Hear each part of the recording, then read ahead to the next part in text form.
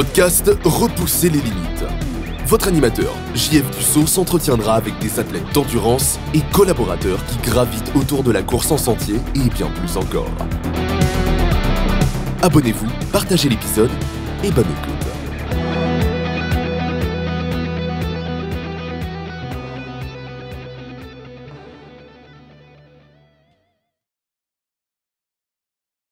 Bienvenue à Repousser les limites. Cette semaine, je suis vraiment content. Je reçois une femme qui a gagné le Bromont Ultra dans les conditions les plus difficiles qu'il y a eu dans 10 éditions.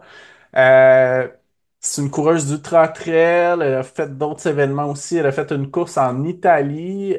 Donc, Mandy Malik, bienvenue sur le podcast et merci beaucoup d'avoir accepté l'invitation. Salut, c'est un honneur pour moi. Plutôt, je te dirais merci beaucoup d'avoir pensé à moi. Ben, ça fait plaisir. Écoute, la première question qui est souvent la même, là, c'est comment que le sport est arrivé dans ta vie?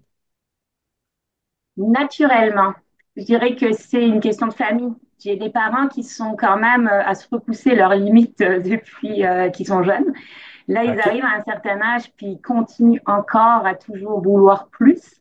Donc, Ah ouais. moi, j'ai baigné dans le sport, je te dirais, quasiment dès la naissance. Ça s'est fait comme vraiment très naturellement. J'ai touché à plusieurs sports tout petite, dès l'âge de 3 4 ans. On m'a fait grandir dans des conditions difficiles, je te dirais. C'est une joke là, mais tu sais, on se déplaçait beaucoup à pied. On faisait beaucoup de choses. On allait faire les commissions à pied, on allait rendre visite à mes grands-parents à pied, en vélo. Ça savez, tu sais, le sport faisait partie de notre vie sans pour autant en faire tout le temps en club. J'en ai fait en club, mais c'était quotidiennement en fait qu'on pratiquait, je te dirais, entre guillemets, du sport dans la famille parce que c'était notre moyen de déplacement aussi. OK, OK, super. Donc, ça a été quoi les premiers sports que tu as fait? Alors, le tout premier, ça a été le curling bâton, qui est très OK? peu connu ici au Canada. Ça ressemble un petit peu, je parle souvent de la GRS, la gymnastique rythmique sportive, ça ressemble un peu à ça, sauf avec OK. un bâton. Finalement, ça, c'est vraiment le sport que j'ai commencé en club toute jeune quand j'avais 5 ans, parce que c'est une cousine à moi, en fait, qui a développé le club. Alors, tu sais, on a lancé ça un petit peu en famille. J'ai fait du tennis aussi, que j'ai pas trop accroché. Puis c'est vraiment les deux sports que j'ai fait, je te dirais, en club longtemps, avant de me tourner vers la course à pied plus tard dans l'adolescence, en fait. OK, OK. Puis qu'est-ce qui t'a donné envie de faire de la course? Alors, deux choses. Un, c'est que à 17 18 ans, quand j'ai commencé mes études à l'université, j'avais donc quitté le nid familial et il était plus possible pour moi de faire du touring bâton. Il n'y avait pas de club. J'étais malade tout le temps. Je faisais des crises d'angoisse. Je vivais très péniblement dans mon appartement. Je me sentais très, très mal dans ma peau. J'étais très souvent malade. Ça paraît banal, mais je faisais infection sur infection. J'étais tout le temps chez le médecin. Et là, j'avais un facteur que je rencontrais tous les matins en allant à l'université qui me demande un jour si je fais du sport. Je ne sais plus pourquoi. Et donc, j'explique que non, etc. Lui faisait de la course à pied. Donc, il m'a dit un jour, Andy, j'aimerais ça que tu viennes avec nous au club. Et j'ai embarqué comme ça, bêtement en suivant ce monsieur-là. Et j'ai aimé ça, cette première sensation. Et de fil en aiguille, j'ai embarqué dans le groupe de club. Je me suis inscrite à l'athlétisme. Et étonnamment, mes crises d'angoisse se sont estompées. J'étais moins malade. J'ai fini par ressentir une vivacité que j'avais pas avant. Ma concentration aux études devenait meilleure. Et depuis ce Hmm. temps-là, donc depuis que j'ai 18 ans, je lâche plus la course. Je suis incapable de retrouver cette sensation dans aucun autre sport. OK, OK. Donc, ça fait Puis, longtemps que je suis dépendante, en fait. puis donc, est-ce que tes troubles, ça a changé rapidement grâce à l'aide de la course à pied? Euh, Quand même, je te dirais Ouais. que surtout au niveau systémique, oui, j'étais moins OK. malade. Je ne sais pas si ça a renforcé le système immunitaire. Ben, certainement, tu sais, le fait de sortir, mais comme j'étais moins stressée, moins angoissée, donc forcément, je pense que mon corps était aussi moins fatigué. Je Mhm. tolérais, je résistais beaucoup plus aussi ben, à tous les stresseurs de la vie parce que j'étais beaucoup plus relâchée. Donc, j'ai senti, je pense, écoute, ça fait vraiment très longtemps, là on parle, on retourne 20 ans en arrière quand même. Dans l'année qui suivait mon début de la course à pied, là, il y a eu un changement radical. Ça, c'est certain. Ce souvenir-là, je l'ai, mais je pourrais plus te dire si c'est 6 mois, 9 mois ou un an, là. Mais dans l'année, ça s'est fait ressentir rapidement, ouais. OK, OK. Puis, le club que tu étais avec, c'est un club d'athlétisme, tu disais? Oui, c'était un club d'athlétisme. Écoute, ça fait 20 ans. Pour vrai, je ne sais même plus comment il s'appelait. J'habitais Nancy à l'époque. OK. Et ouais, je m'entraînais juste 3 fois semaine. Et c'était pas tant que ça, tu sais, quand on y pense. Et je faisais beaucoup de compétitions les fins de semaine, les dimanches. Ce qui était bien, comme c'était des courses courtes, c'était souvent des 10 kilomètres, ben, je pouvais m'en permettre deux, des fois trois par mois, parce que tu sais, on récupère très vite. Puis il y en avait tellement dans la région que je courais 3 jours d'entraînement, puis une à deux compétitions dans le mois de 10 kilomètres là, que je faisais. Puis écoute, j'étais comblée. OK, OK.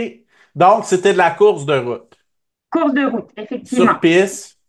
Non, pas sur piste, sur Non. route. Donc, OK. on courait un petit peu dans des quartiers. C'était beaucoup des quartiers de ville. Tu sais, les rues se fermaient, puis on courait dans les quartiers-là.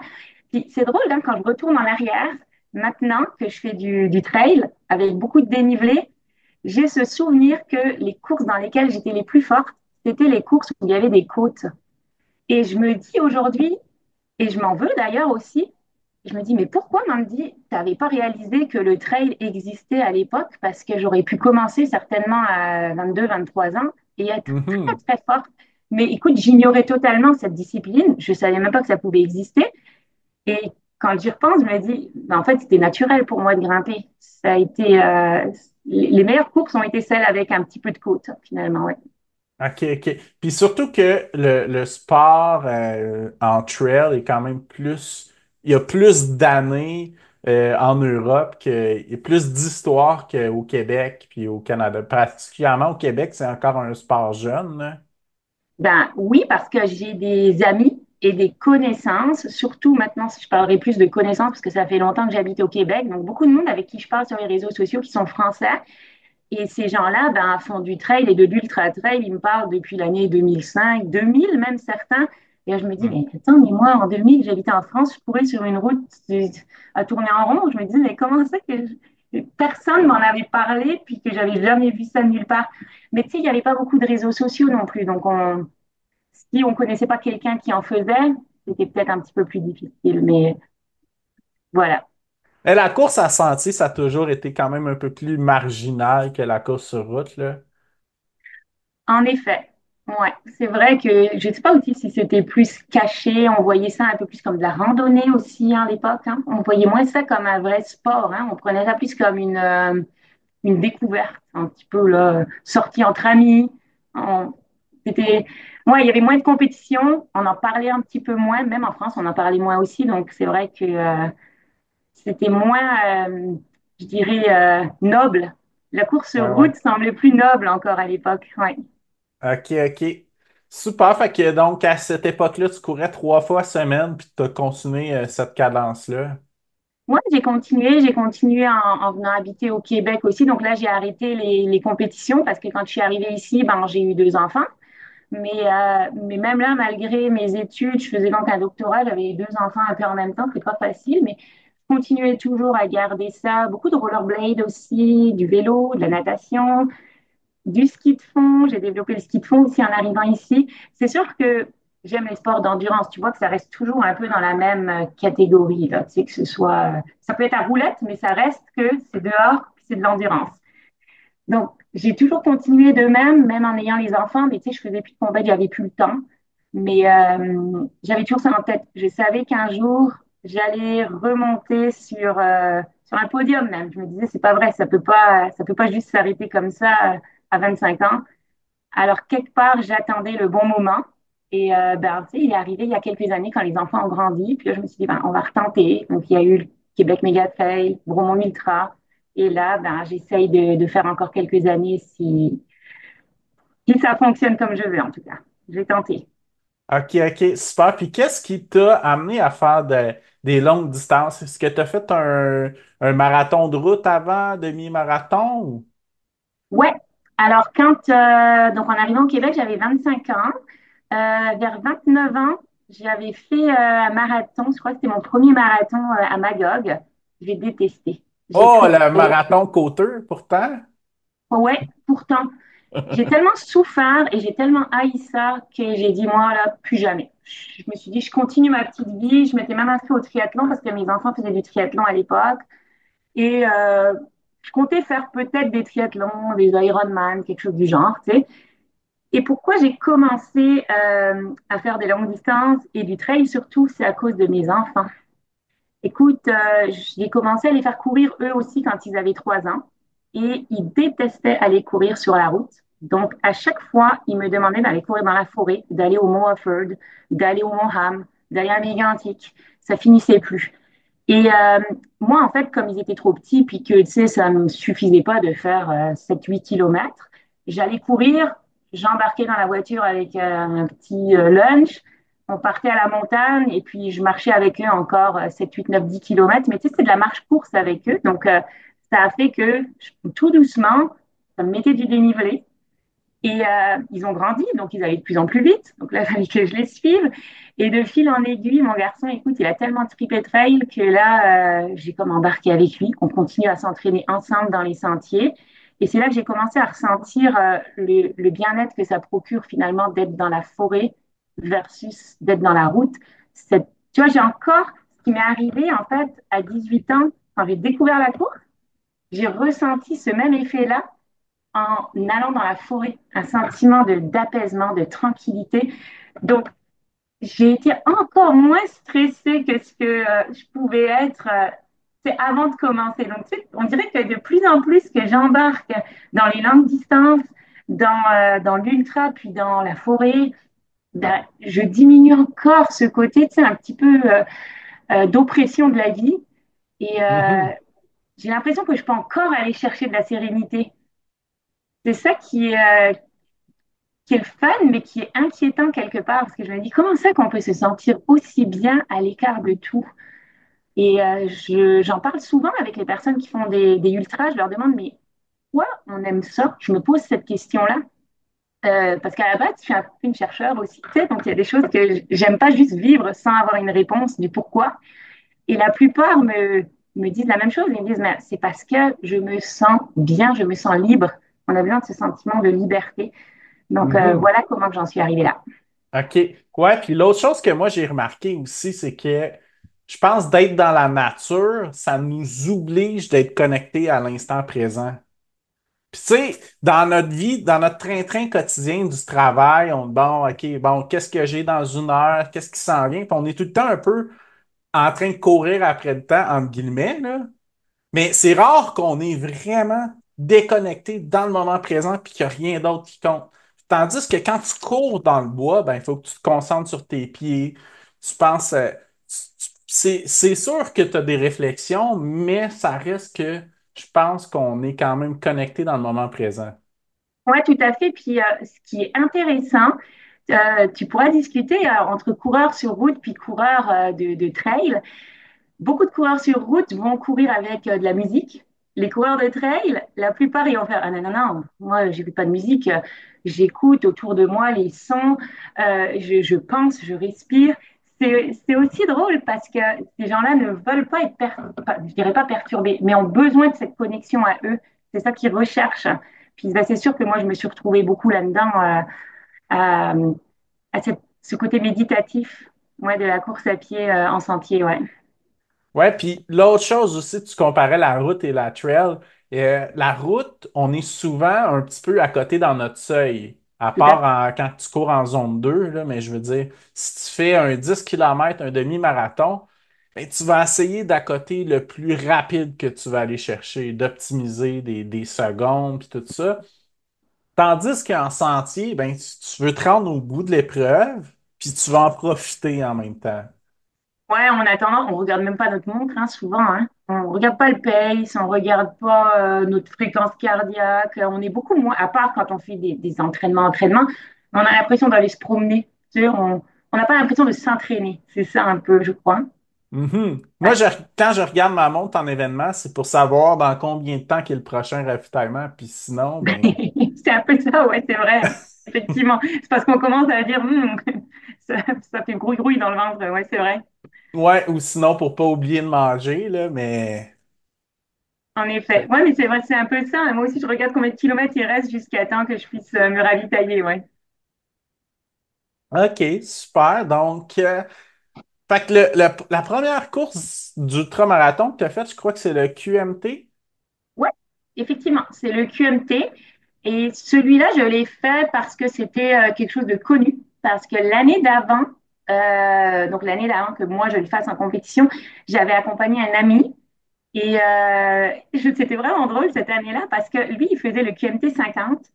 Et moi, j'avais comme objectif d'aller le voir à différents ravitaillements. Le QMT, comme il est fait, ben, il y a le MSA en bas, puis les coureurs montent au sommet, redescendent, remontent. Toi, si tu vas assez vite, il y a moyen de voir 3 fois le coureur, là, à peu près, tu sais. Et j'étais plus rapide que cet ami-là. Et comme j'étais pas en compétition, j'étais donc forcément plus en forme aussi, là. C'est drôle, je l'avais vu aux 3 ravitaux, puis dans la journée, à force d'aller à droite, à gauche, sur ma montre, j'avais couru 42 kilomètres dans le Mont-Sainte-Anne, tu sais. Puis, quand je suis descendue de là, j'avais fait comme, mais en fait, c'est facile de faire un ultra, quoi. J'ai déjà fait 42 juste à courir pour aller voir mon ami, tu sais. Et c'est là que je me suis dit, l'année prochaine, je vais essayer, je vais m'inscrire aussi. Et donc, c'est là que j'ai fait mon premier, c'était donc en 2022, si je me trompe pas. Oui, c'est Mhm. ça? Ouais. Donc, c'est Super, récent. ça. OK. Puis ça s'est bien passé? Vraiment super bien.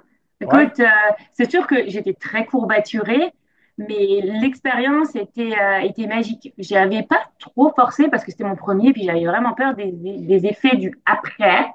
Je suis quelqu'un qui reste quand même un peu anxieuse dans la vie, tu sais, donc je me disais comment le corps va réagir à une grande intensité de même, tu sais, pendant plusieurs heures. Donc, je restais quand même un peu sur mes gardes, là, je te dirais, tu sais.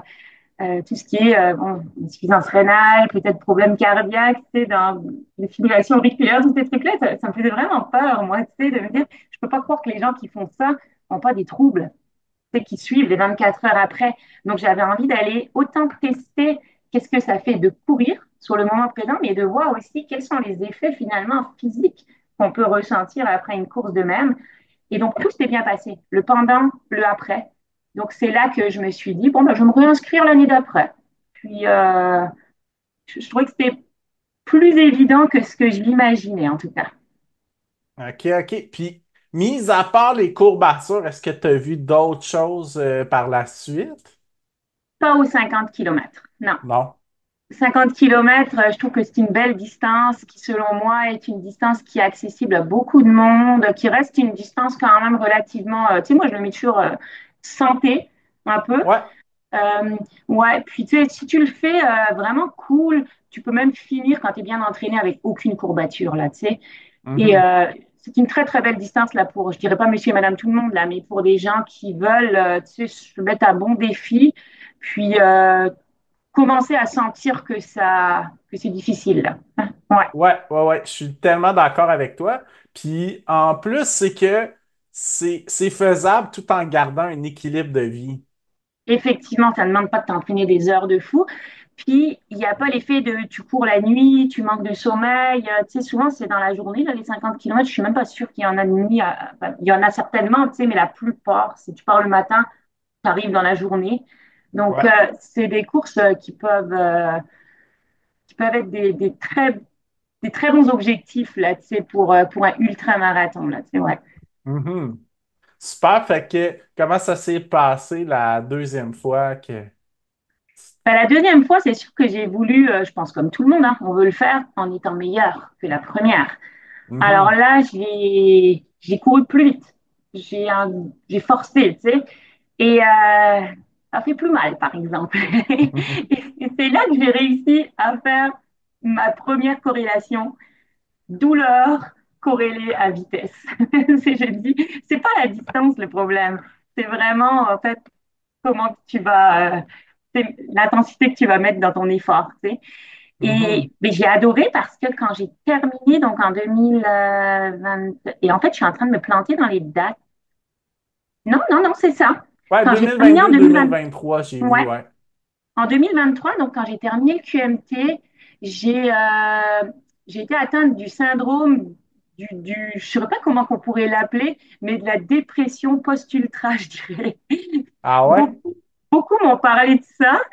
Je sais pas si je dois lui donner un autre nom, mais c'est que tu as comme fini ton entraînement, tu as fait ta course, et là, tu sais plus Hmm. quoi faire de ta vie. J'avais plus d'objectif. Ah ouais, ouais. Ça m'est arrivé une fois aussi, moi, ouais, ouais. C'est vrai? Ouais, ouais, ouais, ouais. T'as plus de sens. Et là, je suis partie en vacances chez mes parents en France avec mon copain. Puis là, je disais à mon copain, j'ai dit, Steve, c'est pas possible, on est au mois de juillet, je ne sais plus quoi faire de ma vie. Je pense qu'il faut me trouver une autre course. Et là, je voulais faire le Bromont Ultra 80 km. Je me suis dit, bah, ça fait 2 fois que je fais 50. Ce serait cool de voir juste ça donne quoi un 80. Et quand j'ai voulu m'inscrire donc à la course du 80 km Bromont Ultra, ben, c'était tout sold out, plus de place. Puis j'ai une amie qui me dit, ben, elle me dit, tu t'inscris au 160, ça va te coûter cher, mais comme c'est deux boucles, c'est vraiment cool. T'en fais une, tu rentres chez toi, puis voilà. Et donc c'est ça que j'ai fait. J'ai pris ma place pour le Bromo Ultra 160. Et dans ma tête, je me suis dit, ben, je m'entraîne pour faire 80 km. Puis tu sais, j'étais sereine avec ça. Je me disais, ça va être un bel apprentissage, tu sais, pour augmenter les distances tranquillement. Et c'est là qu'on est arrivé finalement en octobre 2023. Puis ben, je me suis pas arrêtée à 80 km. OK. Donc, mais quand tu as pris le départ, tu étais vraiment mindé à arrêter à 80 ou tu t'es dit on verra ce Non, qui va se passer? écoute, je savais que je ferais plus que 80. Ça, c'était sûr parce que dans ma tête, au fur et à mesure de l'été que je m'entraînais, donc entre le QMT et cette course-là, je sentais que j'allais être capable de faire plus que 80. Et j'avais dit à mon copain, j'ai dit, on ramène tout le stock et on va voir. Je m'arrêterai quand je serai fatiguée, c'est tout. Dans ma tête, c'était, tu t'arrêteras quand ça ira plus. J'avais aucune idée à partir de quand. Moi, je pensais 100, 110. Et finalement, écoute, je ne sais pas ce qu'il y a eu cette journée-là. Je pense que ça s'explique pas. Toutes les étoiles étaient alignées. Ça s'est fait, je dirais pas facilement là, mais en tout cas jusqu'à 125 km, là, ça s'est fait vraiment facilement jusqu'à temps, bon, bah, tu sais, on commence à être fatigué, les courbatures, etc. Et ce qui m'a fait tenir vraiment, c'est de voir justement tout le monde tomber comme des mouches. Et Mhm. bah, de savoir vers la fin, tu sais, que tout le monde a abandonné, on dirait que tu sais, ça te donne un petit, je sais pas, ça donne un petit coup à l'ego en disant non, non, non, moi je vais finir le coup, là, tu sais, je vais la finir cette course-là. Là. Et j'avais un pacer tellement le fun aussi, qui m'animait ça, que je pouvais juste pas arrêter. Là, j'étais bien entourée, on rigolait beaucoup, donc ça a fait que ça s'est terminé sans même le remarquer après 29 heures. Tu sais, tu sais, quand tu parlais tantôt qu'on regarde pas notre montre en ultra, je ne savais même pas ça faisait combien de temps que je courais. Je regardais quasiment pas ma montre. Puis tu sais, les conditions faisaient que tu regardais pas ta montre. C'était en dessous de ton pull, de ton imperméable, les gants. Fait que j'avais Ah, ouais, aucune c'était idée. la pluie battante, pas d'un bout à l'autre, mais quand même au moins trois quarts de la course, peut-être. Oui, ouais, toute la nuit, le matin encore. Ouais, ça a arrêté le matin vers 6 heures, je crois, à mon souvenir, quelque chose du genre. OK, Donc, OK. Puis il y a je sais pas à quelle beaucoup heure de il est. monde qui ont abandonné en hypothermie aussi, hein, qui étaient Ouais, ou sur le bord, là. en effet. Ouais, ouais, ouais, c'était. Fallait prendre du temps dans les ravitaux pour te réchauffer. Écoute, moi, quand j'ai regardé ma montre, c'est incroyable. Tu te rends -tu compte que j'avais 3 heures et demie de temps d'arrêt immobile dans les ravitaux parce qu'on restait autour du feu, on se chauffait, changement dans la voiture de vêtements. C'est fou quand on y pense. Alors, tu sais, les pros, ils mettent quoi? 15 minutes à peu près dans les ravitaux, tu sais, pour un 160. 3 heures et demie, c'est comme, oh boy. Ouais, ouais, ouais, c'est quand même gros. Ouais. Ouais. Mais je pense que tout le monde a eu des temps comme ça complètement aberrants. Ben écoute, félicitations pour cette course-là. Moi, je sais pas trop. Félicitations, c'est un mot qui paraît un peu gênant. C'est un mot qui gêne un peu, tu sais. Mais là, t'as quand même gagné cette épreuve-là. Oui, ouais, mais c'est ça un peu qui a chamboulé ma vie, malheureusement. Des fois, je m'en veux parce que quand je l'ai gagné, je me suis dit, tout est possible, on me dit, tu peux en gagner d'autres. Et comme cette course-là, en fait, elle amène à partir dans les Dolomites en Italie. Je suis partie dans ma tête en me disant, je vais aussi faire un podium en Italie. Je vais m'entraîner comme une dingue, puis je veux gagner, tu sais. gagner, en tout cas sur le podium, tu sais. Et j'ai fait en fait une session d'hiver 2020, cette année-là, 2024. Fort, fort, fort à m'entraîner vraiment beaucoup. Mais ça a porté ses fruits parce que je suis arrivée quatrième quand même dans les Dolomites. C'était une course exigeante, vraiment exigeante. Je suis super contente, mais ça m'a quand même remis en question parce que là, je me disais, je me demandais, tu es juste en train de faire comme tout le monde en fait. Tu veux juste aller à des courses pour les gagner et ça change quoi dans ta vie, tu sais? C'est là que je te dis, tu sais, que je me suis un petit peu remis en question en me disant, c'est quoi ton objectif, ton vrai objectif? Tu sais, j'ai dû me reconnecter là les derniers mois et je me dis, c'est pas ça. Moi, je veux pas faire des courses forcément pour les gagner. Je veux aller faire des courses pour les découvrir. Je veux aller dans des endroits qui vont complètement me dépayser. Je veux pas forcément aller sur un circuit pour gagner une course, pour être dans les meilleurs si la course ne m'attire pas. Il faut que j'aille chercher quelque chose qui va me confronter à un nouvel environnement puis qui va tu sais, me faire peur. Il va falloir que je me dépasse. Je ne veux pas juste me dépasser en termes de temps, en termes de qualification. Je veux vivre des aventures. Et c'est là que je suis en train de repenser beaucoup à ce que je vais faire en 2025 parce qu'il faut que je choisisse mes courses en fonction de ces critères-là. Donc, Mhm. c'est pour ça que j'étais contente quand tu m'as dit est-ce que tu aimerais ça parler de tes expériences? Parce que j'ai l'impression qu'on a tendance, avec les réseaux sociaux, à être beaucoup influencé par ce que font les autres, à prendre des chemins qui, des fois, ne sont plus les nôtres, juste pour vouloir, je dirais, prouver presque aux autres qu'on peut le faire, mais tu n'es plus, en fait, en relation avec toi. Et moi, je me suis rendu compte que c'était ça que je voulais. Je me dis, bah oui, je vais aller à l'UTMB, je vais faire ci, je vais faire ça. Et en prenant du temps, en réfléchissant à ce qui était important pour moi, c'est au-delà de ça. C'est vraiment aller au-delà de mes propres limites, de mes trouilles. Par exemple, je sais que j'ai peur des hauteurs, j'ai le vertige. Je vais aller prendre des cours bientôt là, des Via Ferrata pour pouvoir prochainement aller dans des courses qui sont un peu plus osées. Aujourd'hui, je ne mettrai pas les pieds dans cette course-là parce que j'ai peur et je veux vraiment essayer de battre cette trouille-là puis de foncer un peu. Donc voilà comment moi je vois mon avenir là dans les 2, 3, 4 prochaines années en tout cas. OK, OK, super. Puis, tu sais, une chose aussi que je me permets de mentionner, là, puisque tu as ouvert une porte, c'est qu'il y a aussi les nouveaux trending des réseaux sociaux, c'est qu'il y a de plus en plus de coureurs influenceurs, puis tu sais, on découvre des endroits, puis bon, là, le chemin, c'est l'UTMB, mais ça, c'est un chemin parmi tant d'autres, tu sais. Puis, je pense que c'est bon, c'est vraiment bon et sain de prendre ce recul-là, de se remettre en question puis d'évaluer ce qui nous attire vraiment. C'est difficile hein, parce qu'on a tendance à se comparer aux autres, puis les autres nous Mhm. comparent. Ben Alors oui. c'est normal qu'on s'en va dans la direction de ce que tout le monde fait. Il y a comme une mode, puis on fait ça dans tout. Je veux dire, si demain c'est la mode du rose, tout le monde va porter du rose. Si c'est la mode si je te vois boire un verre d'eau, là, mais mettons que c'était la mode du sirop à la menthe, tout le monde se mettrait à boire du sirop à la menthe. On le fait tous. Alors, c'est vraiment, vraiment difficile de prendre du recul. Puis, c'est surtout plus difficile d'oser le faire. Et donc, moi, je suis vraiment très sereine avec ça. Je me suis dit, peu importe ce que les autres vont penser, peu importe si on pense que je suis rendue moins bonne pour X raisons, ce qui est important, c'est que moi, je sais que j'avance. Et je vais arriver sur mon lit de mort en me disant, ouais, Mandy, t'es meilleure que hier, t'es la meilleure version de toi que la journée d'avant. Puis, je m'en fiche d'être meilleure que quelqu'un d'autre. Je veux vraiment battre mes propres records, entre guillemets. Donc, c'est ça. Donc, pour toi, l'élément déclencheur, ça a été vouloir performer à ta course en Italie. C'est que j'ai réalisé que d'avoir gagné en Italie ne me rendait pas plus heureuse. Et Mhm. là, OK. j'ai fait comme, attends, on me dit que tu viens de gagner 2 courses.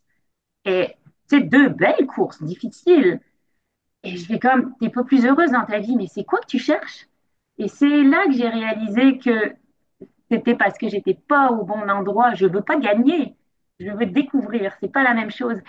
Et il y a ça qui m'a fait réaliser ça, puis la relation que j'ai avec mon petit garçon, qui lui fait aussi des ultras, et qui en fait, il m'a fait comprendre, lui, en me disant, Maman, je m'en fiche de ce que pensent les autres de moi. Et là, je me suis dit, waouh, si lui, il est capable de le faire à 13 ans, pourquoi moi, je suis pas capable d'y aller avec mes feelings? Et donc, je te dis, mon mois de septembre, octobre, là, je pensais beaucoup. J'étais beaucoup dans mon petit coin à méditer le soir sur mon petit tapis dans le noir, jusqu'à temps que je me dise, c'est ça que je veux. Et donc là, je suis vraiment contente parce que pour 2025, je commence à mettre en place un programme là qui est vraiment aligné avec mes attentes à moi, Mhm. sans influence extérieure. OK, OK, OK, super. Puis, fait que l'élément déclencheur, ça a été, bon, la course en Italie, mais qu'est-ce qui t'a fait te reconnecter à ça? Tu disais que tu as fait la méditation? Ouais. En fait, ça a été la chance de tomber malade et de pas pouvoir aller à la course à Greenstone. Donc, il y a eu ça et le fait que j'ai un petit problème au niveau du dos qui m'empêche de pouvoir m'entraîner un peu comme je veux en ce moment. Donc, tout ça, ça fait en sorte qu'au lieu de m'entraîner 20 heures par semaine, ben, je suis rendue à 10, 12 heures. Donc, j'ai du temps pour penser. Alors, je me dis OK. que quand tu as du temps pour penser, c'est une bénédiction. Tu sais, des fois, on fait ah merde, ma vie, elle va mal, tu sais. Mais j'ai pris ce temps-là pour faire plus de yoga, pour, comme je te le dis, là, me connecter à moi, essayer de me dire pourquoi tout ça, ça m'arrive, tu sais. Je pense que tout ça, ça m'arrive pour réfléchir. Et je te dis, ça m'a remis sur la voie finalement. Donc, je suis tellement contente là, tu sais, de, tu sais, d'être de nouveau sereine en fait avec ce que j'ai envie de vivre là, dans les prochaines années. Ouais. OK, J'avais OK. l'impression de vivre la vie de quelqu'un d'autre, si tu veux, avant. Oh, telle et telle, puis j'étais sur les réseaux sociaux, telle et telle personne a fait ça, l'autre a fait ça. Et, tu sais, je voulais dire, moi aussi, je veux vivre ça. C'était pas vrai que je voulais le vivre, tu sais. C'était, je voulais juste imiter. Donc, OK, OK, super. Donc, c'est quelle course au juste que tu n'as pas pu faire cette année? Tu disais qu'au mois de septembre. ouais, je m'étais inscrite à Greenstone 160 km. Donc, c'était une course que je voulais aller faire pour aller prendre des points pour l'UTMB, justement. Ah, Puis, OK, OK. je m'entraînais même, en fait, je me disais, parce que cette course-là, c'est si t'es dans les trois premières femmes, t'es qualifié d'office pour l'UTMB. Et donc là, je me disais, ah, on va y aller, let's go, on va aller sur le podium aussi. Comme ça, j'ai tout de suite mon ticket, puis je suis tranquille. Tu sais, je vais pas te mentir, je te disais que j'ai pas envie de faire comme tout le monde, mais j'ai quand même envie de vivre cet événement du TMB-là. Je vais quand même choisir une course l'année prochaine pour essayer d'aller me chercher des points pour éventuellement être tiré au sort parce que ça reste que c'est une course quand même mythique. L'événement, l'ambiance, tout le monde en parle. Alors, Mhm. ça me tente quand même de la vivre pour. C'est comme si ça me permettrait de tourner une page, là. Tu sais, des fois, je me dis, moi, j'arrête les compètes le jour où j'ai fait l'UTMB. C'est comme, après ça, je prends ma vie plus relaxe.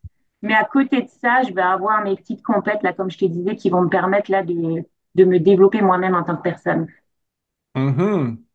Puis, si je me trompe pas, t'es française, c'est ça, hein?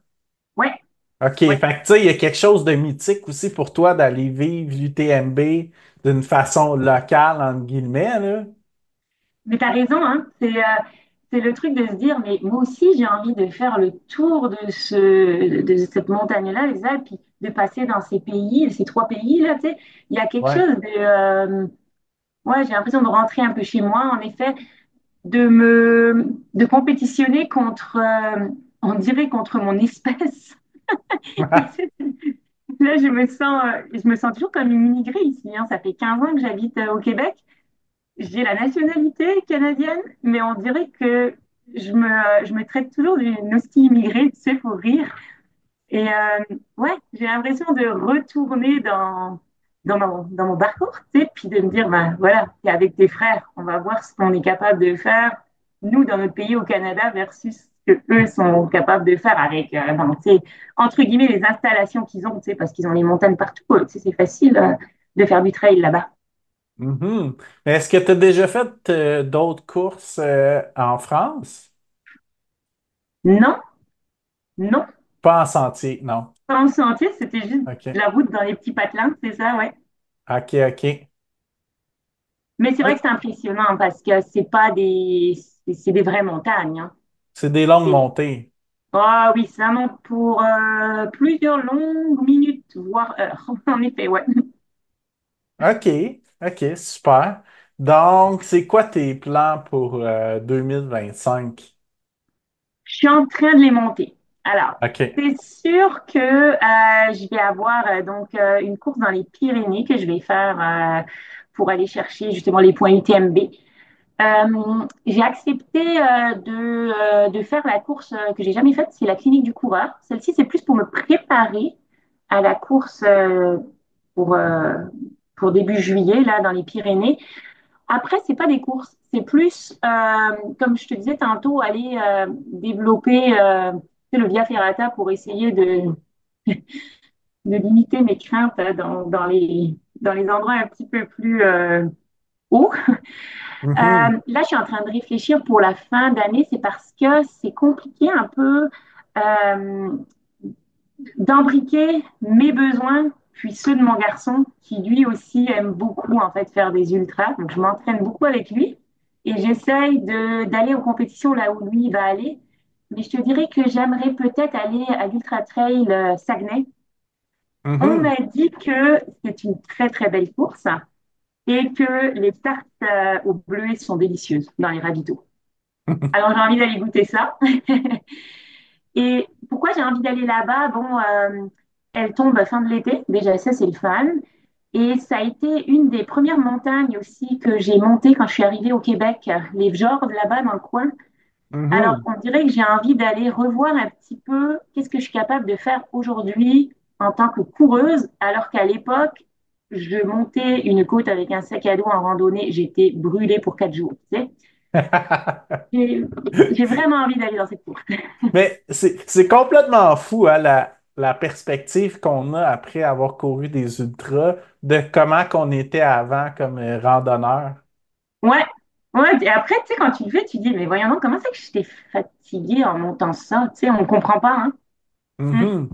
Puis après ouais. ça, là, tu parles à des amis randonneurs. Mais là, t'as couru 50 kilomètres d'un coup dans la même journée. Ben voyons donc. C'est vrai, ils ont tous un peu la même réaction. Le voyons donc, ouais, c'est ça. OK, super ça. Puis sinon, est-ce que tu as d'autres, tu parles de l'UTMB peut-être pour le futur. Puis as-tu d'autres courses mythiques que tu as en tête que tu aimerais faire? Oui, Ou oh que mythiques oui. pour toi, là? Oui, oui, oui, oui. Puis c'est drôle là, parce que c'est pas quelque chose que les gens vont rêver, mais j'ai envie de faire l'ultramarathon des sables. Mhm. Donc, mais tu sais, ça n'a aucun rapport, c'est pas de la montagne, mais j'ai envie de vivre ça et j'aimerais ça le faire avec mon garçon, justement. Donc, je, je voudrais attendre qu'il ait au moins 16 ans parce que j'ai bien peur, en fait, qu'on ne l'accepte pas dans les inscriptions. Mais ça, c'est quelque chose que je veux vivre parce que c'est des conditions extrêmes de nouveau. Puis, comme je te dis, c'est ça que j'aime aller rechercher. Donc, idéalement, 2027 peut-être. Sinon, en course, j'ai pas d'autres courses aujourd'hui qui me viennent à l'esprit. Mythique, non. Ça va peut-être venir avec le temps. J'ai plus des envies d'aventure, comme par exemple faire le GR20 en autonomie. C'est aussi quelque chose que Mhm. j'aimerais. Donc, c'est pas une course, mais tu sais, j'aimerais voir, est-ce que moi, Mandy, je suis capable de dormir ailleurs que dans mon lit avec mon oreiller que je ramène même à l'hôtel, ma petite peluche, tu sais, tout mon petit confort. Là, moi, j'ai jamais dormi dans une tente, genre, c'est pour te donner une idée. Fait que OK. ça, c'est quelque chose qu'il faut que je fasse absolument. Il faut que je vois, est-ce que Mandy, tu es capable de partir avec un sac à dos et dormir dans la montagne? En Je pleine pense, autonomie, là. d'après moi, ça va être le plus gros défi de ma vie, mais il faut que je le fasse. Encore une fois, je te dis, je ne peux pas mourir sans avoir fait ça, c'est pas possible. Donc, c'est sur ma to-do. Oui. OK, OK. C'est particulièrement dur aussi, là, comme parcours. Ben, je me dis tant qu'à faire. Regarde. Comme je te l'ai dit, je- quand je fais quelque chose, on le fait pas à peu près. Sinon, ça vaut pas la peine, entre guillemets. Et c'est drôle ça, hein, parce qu'on dirait que j'aime mieux viser haut. Comme ça, si jamais tu foires, tu peux te dire, ouais, c'est parce que j'ai voulu y aller trop à l'extrême. Versus, tu sais, tu te choisis soit une petite compétition ou un petit défi. Si tu le rates, on dirait que ça fait un peu mal. Tu sais, tu te dis, ben voyons, j'ai pas réussi alors que c'était pas dur.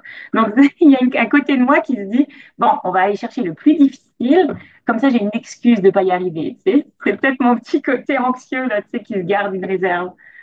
OK, OK. Puis sinon, de faire des événements avec ton garçon, ça doit être vraiment spécial aussi. Ah, c'est magique.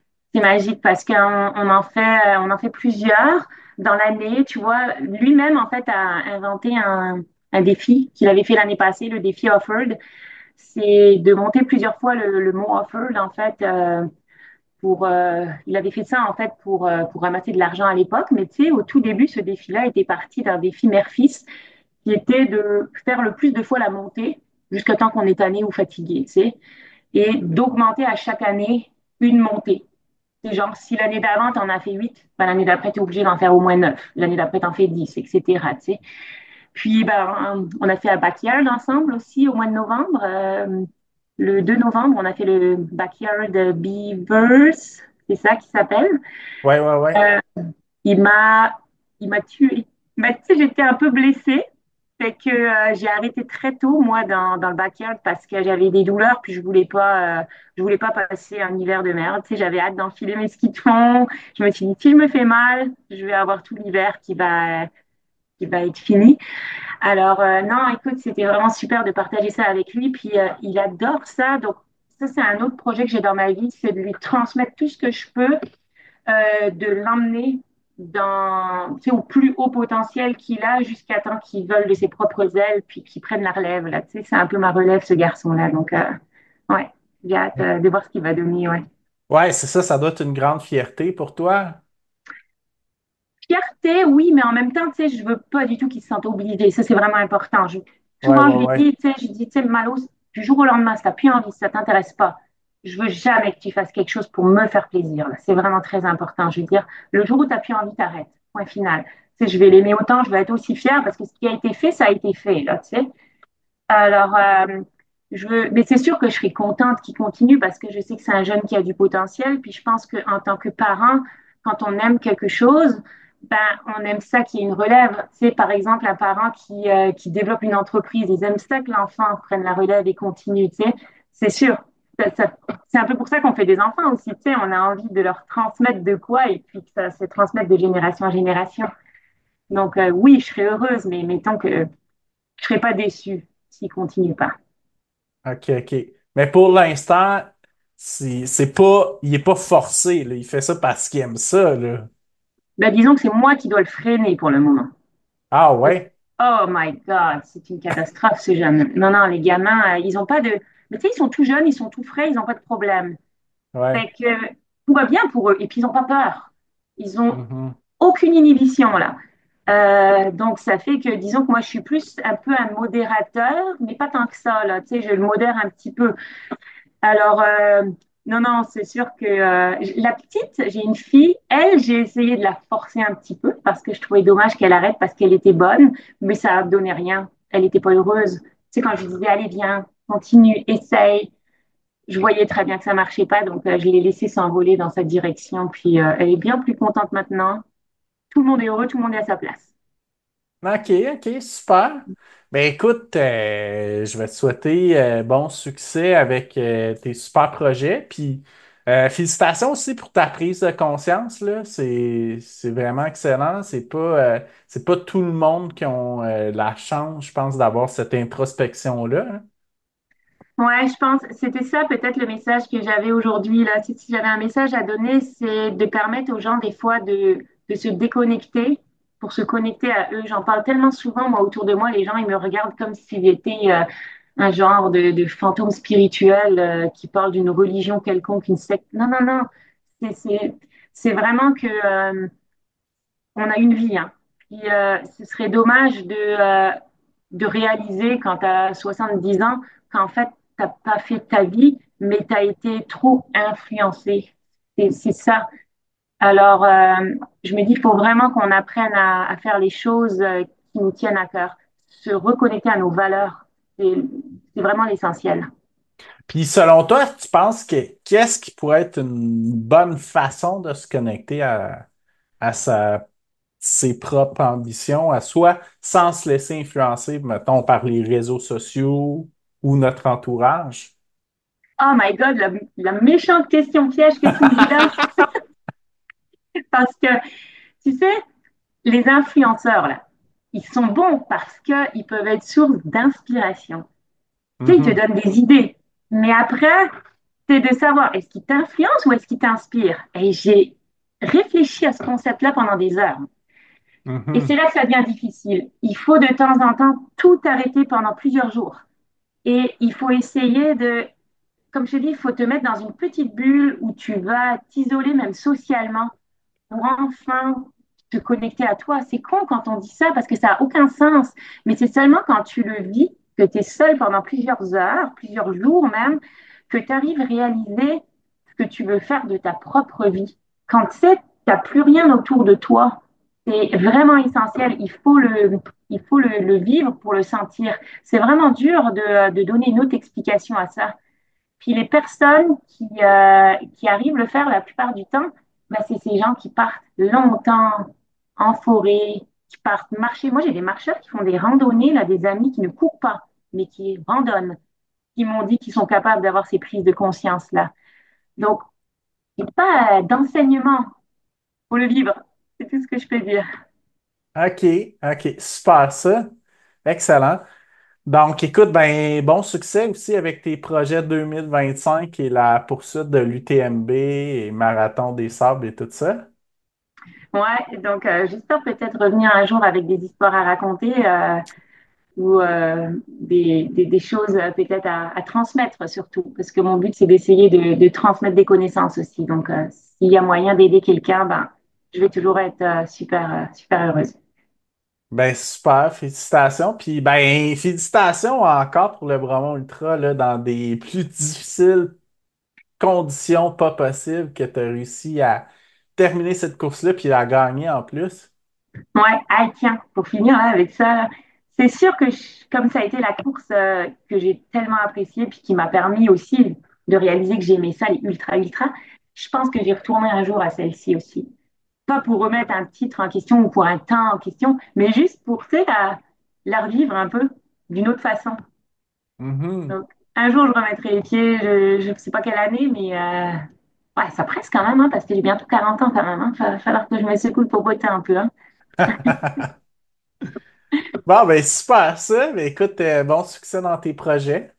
Et, merci encore d'avoir pris ce temps avec moi, c'était un plaisir. Ça fait plaisir.